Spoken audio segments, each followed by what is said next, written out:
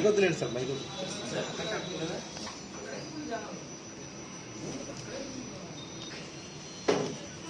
నా పేరు బాదంగిరి సాయి, రంగసాయి నాటక సంఘం వ్యవస్థాపక అధ్యక్షుని. మీ అందరికీ పరిచితమే. గత అనేక సంవత్సరాలుగా నాటక రంగం దాన్ని పట్టుకుని ఈరోజు వరకు ఎన్నో వందల నాటకాలని మనం విశాఖపట్నంలోనూ విశాఖ జిల్లాలోనూ మనం ప్రదర్శించడం జరిగింది. ఈ ప్రయాణంలో మనం 2006లో శ్రీ వెంకటేశ్వర నాట్య మండలి సురభి వారిది 30 రోజులు చేసినప్పుడు విశాఖ జిల్లా అంతా మీడియా వారి ప్రచారంతో ప్రోత్సాహంతో 30 రోజుల పాటు మనం ఆ నాటకాన్ని ప్రదర్శించి విశాఖలో ఒక చరిత్ర, సురభి నాటకాల్లో ఒక చరిత్ర సృష్టించగలిగాం. మనం మొన్న ఘంటసాల నాటకంతో 100 నాటకాలు పూర్తయినాయండి. అదే ఉత్సాహంతో, మరొక నూతన ఆలోచనతో. ఎందుకంటే నాటక రంగం, సినిమా రంగం, టీవీ రంగం ఇవన్నీ ఉన్నాయి. అందులో నాటక రంగానికి కొంత మేరకు ప్రేక్షకులు తగ్గారు అనేది వాస్తవం. దాంతో నాటకాలు వేసే ఆర్గనైజర్ కూడా చాలా ఇబ్బంది పడుతున్నారు. అటువంటి పరిస్థితుల్లో ఒక నూతనంగా ఆలోచించామండి. భారతదేశ నాటక రంగ చరిత్రలోనే ఒక నూతన ఆలోచనతో రావడం జరిగింది. ఈ ఫెస్టివల్ ద్వారా ఇది ఈ విశాఖపట్నంలోనే మొదలండి. అదేమిటంటే ఇక్కడ ఎవరు నేను వాళ్ళకి నాటకాలకి డబ్బులు ఇవ్వడం ఉండదు, థియేటర్ పెద్దగా తీసుకోదు, ఏమీ లేకుండా సురభి వాళ్ళకి చెప్తే వాళ్ళు యాక్సెప్ట్ చేశారండి. ఇక్కడికి వచ్చి తప్పకుండా సాయి గారు ఇది మా పూర్వీకులు ఎప్పుడూ చేసేవారట, మళ్ళీ ఇంతకాలం 100 సంవత్సరాల తర్వాత మీరు ఈ ఆలోచన చేశారని వాళ్ళు మెచ్చుకున్నారు. సరే ఆమె ఎప్పుడు మామూలు అనుకోండి. తర్వాత ఆలోచన ఏంటంటే ఇక్కడ ప్రజలే పోషకులు. మనం టికెట్ పెట్టామా, 300 పెట్టాము, 300 పెట్టాము, 100 పెట్టాము, 9 లక్షలు పెట్టాము నాటకాలకి 30 రోజులకి. తర్వాత 78,000 ఒక రోజు గేట్ కలెక్షన్ వచ్చింది. ఇదంతా బోర్డు చరిత్ర ఉంది మన విశాఖపట్నానికి, ముఖ్యంగా నాటకానికి విశాఖపట్నానికి. ఇక్కడ ఉన్న చరిత్ర భారతదేశంలో ఎక్కడా లేదనేది మనం చెప్పుకోవచ్చండి. అంత గొప్ప చరిత్ర కలిగింది విశాఖపట్నం.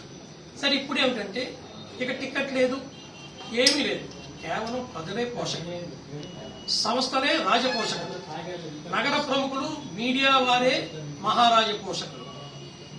ఎందుకంటే మీడియా వారు చెప్తున్నాను, ఈ సురభి నాటకాన్ని ఇంత ముందుకు తీసుకెళ్లిన చరిత్ర వాళ్ళకు ఉందంటే అది పద్మశ్రీ సురభి బాబ్జీ గారు చెప్పారండి. కేవలం కేవలం కేవలం విశాఖపట్నం మీడియా వారు మాత్రమే.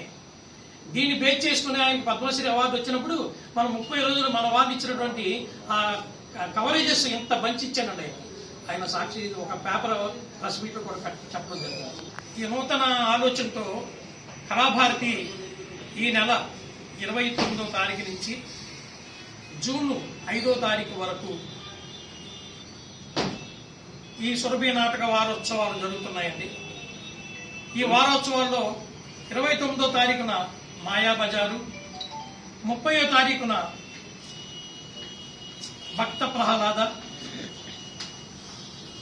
1వ తారీఖున లవకుశ, 2వ తారీఖున భూ కైలాస్, 3వ తారీఖున పాతాళ భైరవి, 4వ తారీఖున శ్రీకృష్ణ లీలలు, 5వ తారీఖున తిరిగి మళ్ళీ మాయాబజార్ని వేయడం జరుగుతుంది.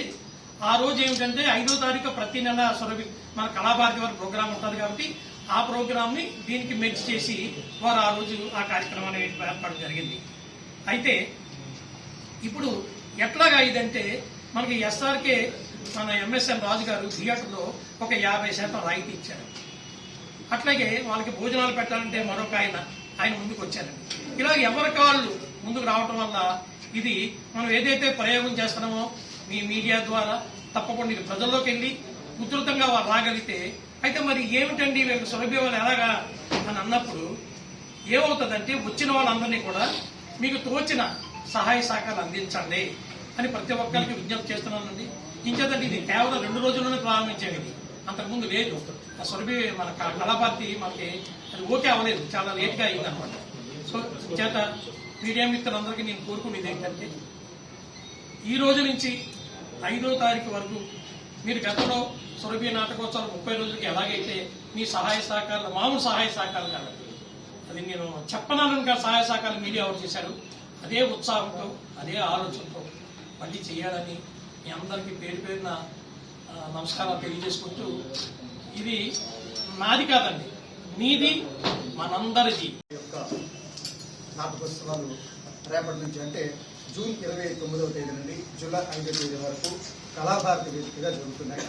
40 మంది టీం వాళ్ళు సాంకేతిక సిబ్బందితో కలిపి ఆల్రెడీ నిన్న బయలుదేరారు. ఈ మధ్యాహ్నం 12 గంటలకి విశాఖపట్నం చేరుకుంటారు. కళాభారతి వారు ఇచ్చినటువంటి సహకారం, ముఖ్యంగా ఆ సంస్థ అధ్యక్షులు రాజుగారు ఇచ్చినటువంటి ప్రోత్సాహం మాకెంతో గొప్పగా మేము భావిస్తున్నాం. ముఖ్యంగా ఏంటంటే రేపు మాయాబజార్తో ప్రారంభమవుతుంది. సురభి నాటకాలు ఎలా ఉంటాయో మనందరికీ తెలుసు. ముఖ్యంగా విశాఖపట్నంలో ఉన్నటువంటి పాత్రికేయులు ఇచ్చేటువంటి సహకారం భారతదేశంలో ఏ పాత్రికేయ సంస్థలు ఇవ్వలేదన్నది వాస్తవం. ఎందుకంటే పద్మశ్రీ నాగేశ్వరరావు గారు ఇచ్చినటువంటి సురభి తాలూకా సంధానకర్త, దిశానిర్దేశం చేసినటువంటి దేశమంతా తిరుగుతున్న సమయంలో కేవలం విశాఖపట్నంలో పాత్రికేయులు మాత్రమే నాటకానికి అంత ప్రయారిటీ ఇస్తున్నారని చెప్పి తరచూ చెప్పేవారు. మనం ప్రతి నాటకోత్సవంలోనే ఒక బంచ్ ఆయనకి ఇవ్వడం జరుగుతుంది. అదే వీడియో క్లిప్పింగ్స్ అయితే వీడియోవి, ప్రింట్లు అయితే ప్రింట్వి. అదేవిధంగా మనం ఎక్కడ నాటకోత్సవం జరిగినా సరే దానికి సంబంధించినటువంటి డిస్ప్లే కూడా చేస్తున్నాం. ముఖ్యంగా ఇక్కడ పెట్టడంలో కూడా ప్రధాన ఉద్దేశం అంటే విజయం మనది. ఇది మాకు సెంటిమెంట్ కూడా.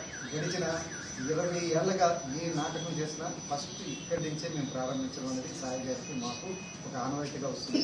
సాయి గారి నడవలేని పరిస్థితుల్లో కూడా రాత్రి చాలా తర్జన జరిగాం. ఎక్కగలనా లేదా, అవసరం కుర్చీలో తీసుకురావాలి లేదా, లేదంటే లిఫ్ట్ పనిచేస్తుందని నేను చూశాను. పర్వాలేదు, రావడం జరిగింది. ముఖ్యంగా ఏంటంటే రేపు మాయాబజారు ఎదుట భక్త ప్రహ్లాద, అదేవిధంగా లౌకుశ జూలై 1వ తేదీన ఉంటుంది.